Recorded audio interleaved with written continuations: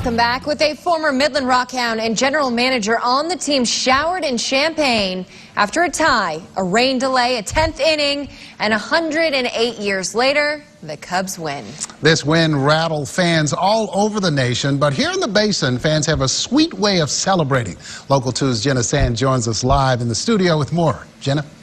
Horace and Stephanie, last week I've been knocked over by a goat. I caught up with former Midland Cubs managers, fans, both superstitious and a little stitious.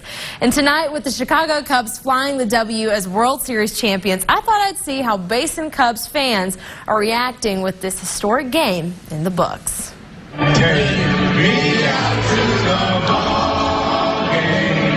We've seen these guys do what they've done all year. 103 games, biggest run differential in baseball. We just had a gut feeling it wasn't over. Steve Pruitt, a lifetime Cubs fan, says it's all thanks to cable television back in the 80s. You're not at school, you're watching baseball, and it was just got hooked to the Cubs, and they had a long drought, but we stuck with them. A long drought seems like an understatement when you think of 108 years without a championship.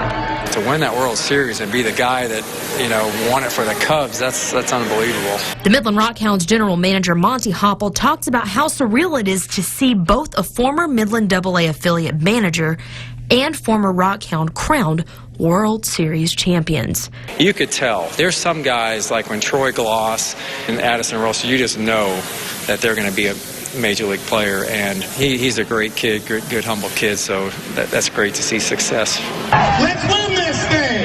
Now, to celebrate this historic win for the Chicago Cubs, all fans swagged out in Cubs gear get 50% off a smoothie of their choice at Shapeshifters Nutrition in Midland, as well as a taste of not just victory, but their new special, the Berry Happy Cubs win. People love a never give up story. The Cubs have been close so much, and that rings with all of us in our humanness, is that there's always a hope. Never give up, keep at it, because you don't know what's going to happen next. Shout out to Heather Davis for sending photos and video from her trip to Game 4 of the World Series. She and her daughter drove all the way from Midland to Chicago and back just for the Cubs. Live in the studio, Jenna Sands, Local 2 News.